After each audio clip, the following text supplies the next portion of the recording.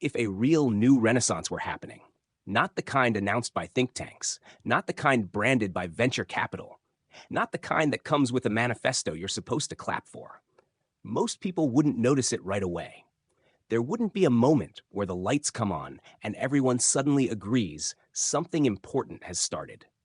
No golden age speeches, no clear before and after line. At first, it would feel less like a breakthrough and more like people quietly getting tired of pretending things make sense when they don't. Right now, most people live inside systems they don't understand, don't trust, and don't feel capable of changing. Work feels abstract, politics feels theatrical, technology feels both essential and alien. Knowledge feels fragmented, either locked behind credentials or drowned in noise. You're told this is progress, but it doesn't feel like movement. It feels like drift. In a true renaissance, that drift slows. Not because someone fixes everything, but because people stop assuming that understanding is someone else's job. There's a subtle but profound change in posture. People begin leaning in instead of backing away. They start asking how things actually work, not out of curiosity alone, but out of necessity. Because it's become obvious that if nobody understands the system will eventually fail in ways that hurt real people. This isn't a sudden awakening. It's more like a collective realization that the old deal is over. The deal where institutions handled meaning, expertise, and continuity on your behalf. The deal where you specialized narrowly, stayed in your lane, and trusted that someone upstream had the bigger picture covered. That deal quietly collapses. And when it does, people are left with a choice. They can cling to nostalgia, rage at abstraction, or retreat into fantasy. Or they can do something harder, accept that civilization isn't a machine that runs on its own, but a living process that only works when enough people understand it well enough to care for it. In a real renaissance, people stop thinking of society as a product they're entitled to and start thinking of it as something fragile they're embedded in, not owned by the state, not owned by corporations, not owned by history, maintained imperfectly by human effort. This changes how people relate to responsibility. Responsibility stops meaning blame or moralizing. It starts meaning maintenance. Who keeps this running? Who notices when it's failing?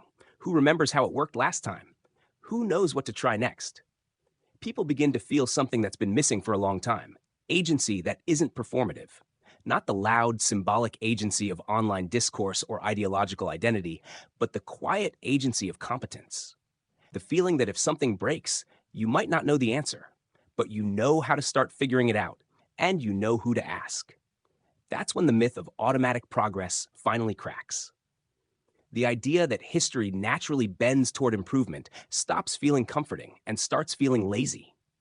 People realize that progress was never automatic. It was carried by specific habits, values, skills, and norms that can be lost just as easily as they were gained. This doesn't make people cynical. It makes them serious. They stop chasing constant novelty and start valuing continuity. They stop asking what's next and start asking what's worth preserving. They stop assuming scale is strength and begin noticing how often scale hides fragility. Civilization starts to look less like a ladder you climb and more like a garden you have to tend. Skip a season and things don't stay the same. They degrade. Ignore the soil long enough and nothing grows, no matter how advanced your tools are. In this early stage of a renaissance, meaning doesn't arrive as a grand narrative. It shows up in smaller ways. In people wanting to understand where their food comes from. In neighbors organizing because no one else will. In people relearning skills they were told they'd never need. In the growing discomfort with systems that can't be explained, repaired, or challenged without permission. There's also grief here.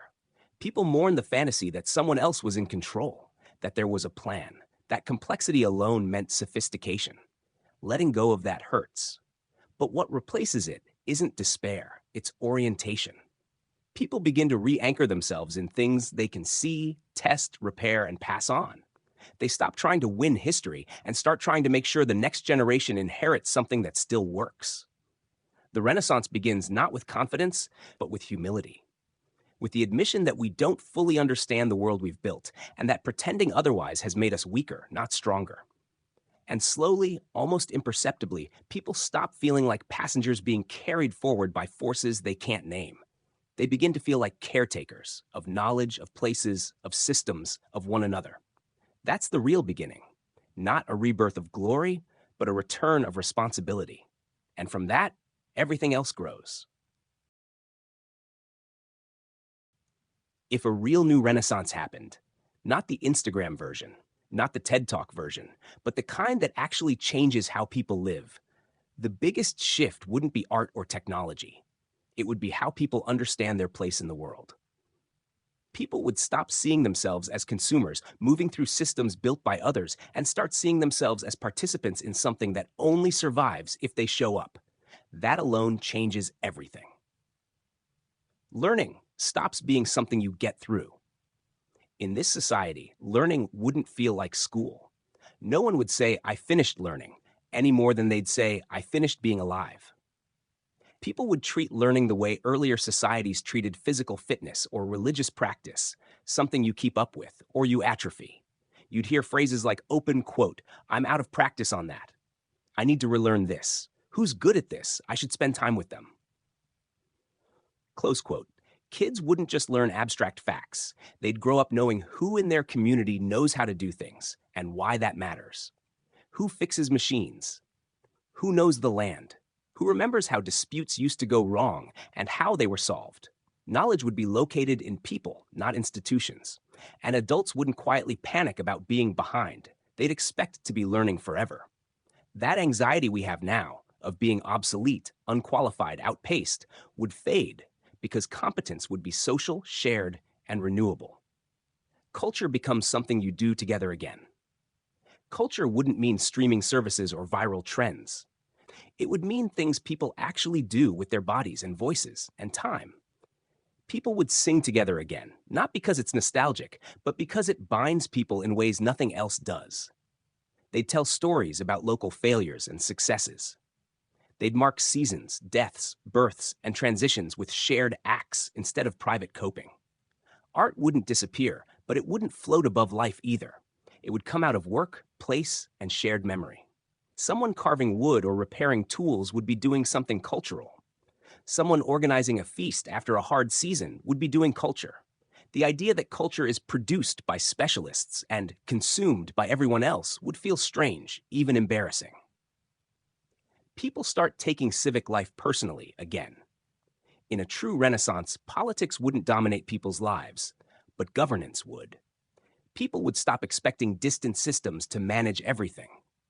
Not because they're anti-authority, but because they've relearned how fragile systems are when no one understands them. Decisions would happen closer to where consequences land. Not perfectly, not cleanly, but visibly. If something failed, you'd know who made the call, and they'd have to face their neighbors afterward. Power would be less dramatic, less theatrical. Fewer speeches, more meetings. Fewer slogans, more explanations. The ability to explain a decision clearly would matter more than the ability to win an argument online. Nature stops being abstract. People wouldn't talk about the environment as a concept. They'd talk about this river, that soil, last winter, the strange change in birds this year. They wouldn't romanticize nature, but they wouldn't treat it like a vending machine either. Nature would feel like something you're in conversation with, sometimes cooperative, sometimes unforgiving, always consequential.